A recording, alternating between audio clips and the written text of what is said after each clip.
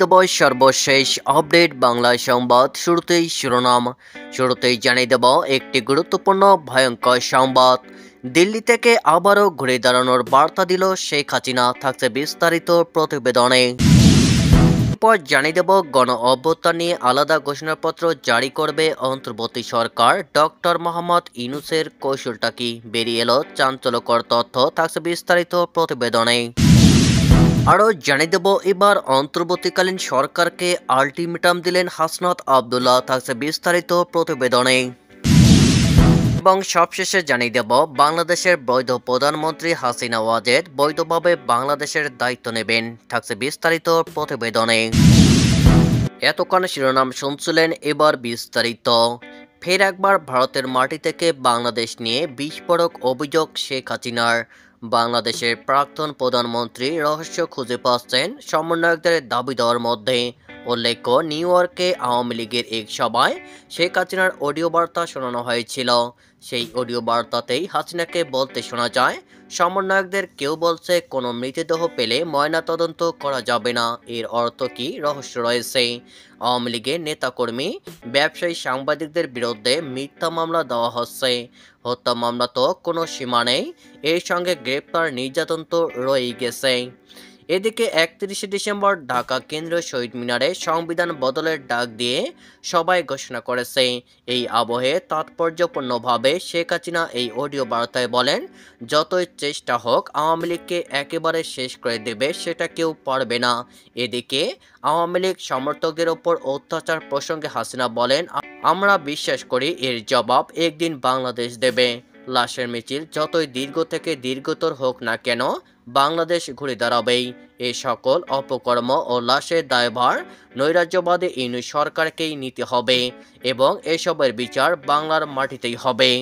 চলতি বছরের জুলাই আগস্টে বাংলাদেশে যে হাসিনা বিরোধী আন্দোলন হয়েছিল তা গণ অভ্যুত্থানে আকার নিয়েছিল। সেই বিপ্লব নিয়ে অবশ্য ষড়যন্ত্রের তত্ত্ব সামনে এসেছে একের পর এক। প্রাথমিকভাবে এই আন্দোলন শুরু হয়েছিল মুক্তিযোদ্ধাদের পরিবারের সদস্যদের কোটা দেওয়ার বিরুদ্ধে। মোট 9 দফা দাবি সামনে রেখে সরকারের বিরুদ্ধে রাস্তায় নেমেছিল ছাত্ররা। বৈষম্য বিরোধী ছাত্র আন্দোলনের মোড় অবশ্য ঘুরে যায় জুলাইয়ের শেষের দিকে। তখন আন্দোলন শুরু হয় এক দফার দাবিতে শেখ হাসিনার পদত্যাগ। 5 আগস্ট শেখ হাসিনা দেশ ছাড়েন। এদিকে তারপর গত কয়েক মাসে বাংলাদেশে একাধিক মামলা হয় হাসিনার বিরুদ্ধে, তার মধ্যে গণহত্যার মামলা রয়েছে। এই আবহে হাসিনাকে বাংলাদেশে ফেরাতে ভারতের কাছে বার্তা পাঠিয়েছে মোহাম্মদ ইউনূস সরকার। এদিকে বাংলাদেশে হিন্দুসহ সংখ্যালঘুরা আক্রান্ত হচ্ছেন, হামলার শিকার হচ্ছেন হাসিনার দলের নেতাকর্মীরা। তাদের বিরুদ্ধে একাধিক মামলা করা হচ্ছে। এদিকে খুন হয়েছে বহু নেতাকর্মী। এই আবহে আগামী নির্বাচনে আওয়ামী লীগকে লড়তে দেওয়া হবে কিনা তা নিয়ে ধোঁয়াশা রয়ে গেছে। এই সবের মাঝেই আওয়ামী লীগের ঘুরে দাঁড়ানোর বার্তা দিলেন শেখ হাসিনা। জুলাই আগস্ট গণ অভ্যুত্থান নিয়ে ঘোষণাপত্র জারি করবে বাংলাদেশের অন্তর্বর্তী সরকার। প্রধান উপদেষ্টা মোহাম্মদ ইউনূসের প্রেস সচিব শফিকুল আলম সোমবার ঢাকায় সরকারের এই সিদ্ধান্তের কথা জানান। তিনি বলেন, অন্তর্বর্তী সরকারের পক্ষ থেকে জাতীয় ঐক্যমত্যের ভিত্তিতে জুলাই গণ অভ্যুত্থানের একটি ঘোষণাপত্র তৈরির উদ্যোগ গ্রহণ করা হয়েছে। তার কথায়, জুলাই অভ্যুত্থানের মধ্য দিয়ে গড়ে ওঠা জনগণের ঐক্য, ফ্যাসিবাদ বিরোধী চেতনা ও রাষ্ট্র সংস্কারের আকাঙ্ক্ষাকে সুসংহত রাখার জন্য এই ঘোষণাপত্রটি গৃহীত হবে। গণ অভ্যুত্থানে নেতৃত্ব দেওয়া বৈষম্যবিরোধী ছাত্র আন্দোলন সহ অংশগ্রহণকারী সকল শিক্ষার্থী, রাজনৈতিক দল ও পক্ষের মতামতের ভিত্তিতে ঘোষণাপত্রটি প্রস্তুত করা হবে। এতে জুলাই গণ অভ্যুত্থানের পরিপ্রেক্ষিতে ঐক্যের ভিত্তি ও জনগণের অভিপ্রায় ব্যক্ত হবে। আমরা আশা করছি সকলের অংশগ্রহণের মাধ্যমে কিছুদিনের মধ্যেই সর্বসম্মতিক্রমে এই ঘোষণাপত্র প্রস্তুত করা হবে এবং জাতির সামনে উপস্থাপন করা হবে। তাৎপর্যপূর্ণ বিষয় হলো, আগামীকাল মঙ্গলবার বৈষম্যবিরোধী ছাত্র আন্দোলনের নেতৃত্বে জুলাই বিপ্লবের ঘোষণাপত্র প্রকাশ করবে। এই জন্য তারা ঢাকা শহীদ মিনারে জমায়েতের ডাক দিয়েছে। তার কয়েক ঘন্টা আগে সরকারের পক্ষ থেকে পৃথক ঘোষণাপত্র জারির সিদ্ধান্ত ঘিরে জল্পনা শুরু হয়েছে। লক্ষণীয়, ছাত্র নেতৃত্ব গণ অভ্যুত্থানকে জুলাই বিপ্লব বলছে, সেখানে সরকার বলছে জুলাই অভ্যুত্থান। গণশব্দটিও অভ্যুত্থানের আগে ব্যবহার করা হয়নি। রাজনৈতিক মহল মনে করছে ইউনূস যে সংস্কার কমিশনগুলি গঠন করেছে সেগুলির সুপারিশের ভিত্তিতে একটি ঘোষণাপত্র তিনি জারি করতে চান। ছাত্রদের বিপ্লবী আনা থেকে অন্তর্বর্তী সরকারকে দূরে রাখতে চাইছেন তিনি। অন্তর্বর্তীকালীন সরকারকে আগামী 15 জানুয়ারির মধ্যে জুলাই অভ্যুত্থানের ঘোষণাপত্র দেওয়ার আলটিমেটাম দিয়েছে বৈষম্য বিরোধী ছাত্র আন্দোলন। আজ মঙ্গলবার 31 ডিসেম্বর বিকেলে কেন্দ্রীয় শহীদ মিনারে মার্চ ফর ইউনিটির সমাবেশে এই দাবি জানান বৈষম্য বিরোধী ছাত্র আন্দোলনের আহ্বায়ক হাসনাত আবদুল্লাহ।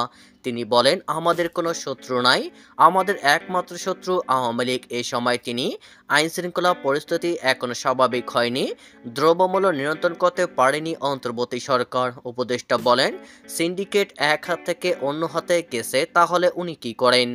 জাতীয় নাগরিক কমিটির আহ্বায়ক নাসির উদ্দিন পাটোয়ারি বলেন, 24-এর চেতনাকে ধারণ করে বিশ্বে বাংলাদেশ এক নতুন বাংলাদেশ হিসেবে গড়ে তুলতে চাই। নাগরিক কমিটির মুখ্য সংগঠন সার্জিস আলম বলেন, গণহত্যার দ্রুত বিচার, দ্রব্যমূল্য নিয়ন্ত্রণ ও পাচারকৃত টাকা দেশে ফেরত আনতে হবে।